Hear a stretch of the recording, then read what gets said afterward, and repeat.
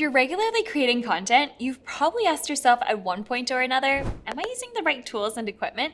In this video, I'm going to be sharing our top tips for shooting professional level content at home, including the equipment you'll need to get started. This list has also been approved by our very talented videographer and video editor, David. David, say hi. So the first thing I'm going to dive into is making sure you have the right equipment for your home studio. These are all just recommendations, so you can use them as a starting point. If you're working on a budget, which, let's be honest, most of us are, here are some items that are important for you to have. I also have to disclose that all of the products I'm mentioning are not paid sponsors and are just items I or the Later team have used ourselves. First off, a camera. Now this doesn't have to be a professional camera, but it would be ideal for it to be able to shoot in 4K. For the most recent vlog I made for Later, I filmed everything right on my iPhone 13. The second item you're gonna need is a tripod. This is super important so that you can keep your videos steady. I personally use this UV-sized selfie stick tripod, which I'll link in the comments below. But I have also heard really good things about the Zenvo Squid Grip tripod, which I will also link below. Now on to lighting. If it's a beautiful day out, I will usually just use natural light by my window to film, but if you're shooting content in the middle of winter with little to no natural light, this can be a little bit difficult. I'd personally recommend picking up an LED ring light with different lighting settings. Neewer has a ton of good quality ring light options. At home, I use the Neewer Advanced 18-inch LED ring light. You can see it right over here. I really like the size of it and how you can also control the temperature of the light and the color. I'll link the Amazon link below. And then last but not least, your audio. So to be quite honest, if you're in a quiet room, your phone camera audio might be enough if you're filming in a quiet area and if you're just filming something like a TikTok or a vlog. But if you do want to improve your audio quality, I would recommend picking up a lavalier mic, just like the one right over here. It's really easy to clip on and you can attach the mic to your phone or to a recording device, just like a Zoom recorder.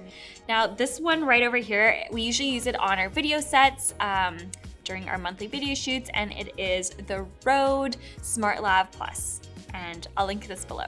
If you are looking for a more professional filming at home setup, we have a whole list of fancy equipment linked in this blog post right over here. So now that you've got the equipment you need, you're ready to start filming content at home. I'm just gonna share some additional things that are helpful to keep in mind. If you're using your phone camera or your laptop to film content, there are ways that you can optimize this filming setup. Part number one, camera tips. So some really quick and easy tips would be to, 1, make sure that your camera is positioned at eye level if possible. But I mean, if it makes sense for you to be filming something at an above or like a lower angle, go for it. 2, if you can, leave some distance between you and the background behind you. This helps add some interest and depth to the shot. And 3, double check your phone or camera settings to make sure you're shooting at the highest possible resolution. I cover exactly what these settings should look like in this video over here. Part number 2, lighting tips. Like I mentioned earlier, lighting can be really important when you're filming and can make a subtle but big difference to the quality of your footage. If you want to get the best results, first off, if you have access to a ring light, use it. But just be extra careful to avoid any harsh shadows or reflections if you're wearing glasses.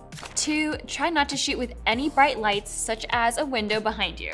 This will just make things look way too overexposed. We see this a lot in our teammates' Zoom calls at work. Part number 3, audio tips. If you have access to an external microphone, use it. This will make a huge difference to the quality of your content. But if you don't have access to a mic, there are some things you can do to improve audio quality. If you're filming at home, close all your doors and windows to avoid any unwanted noises. 2, if you're using a clip-on mic, clip it on top of your clothes and make sure that it's positioned upwards, pointing towards your chin. Also, be mindful if you have long hair, the movement of your hair, it really gets picked up by the mic. And then finally, a tip we've learned from video editing is if you're recording with an external mic, start off each new video take with a single clap. This will help you sync up your audio to the video footage, like this. Just kidding. Hopefully you found some of these tools and tips helpful if you're creating content at home, and maybe even a few items have made it to your Amazon cart. If you have any suggestions of tools that a content creator would need, please just drop them in the comments below. And if you didn't know already, you can schedule and auto-publish all your video content on Later, including your Reels and TikToks. You can learn more in the description below. If you've enjoyed this video, please give it a thumbs up. Thank you so much for watching, and I'll catch you later.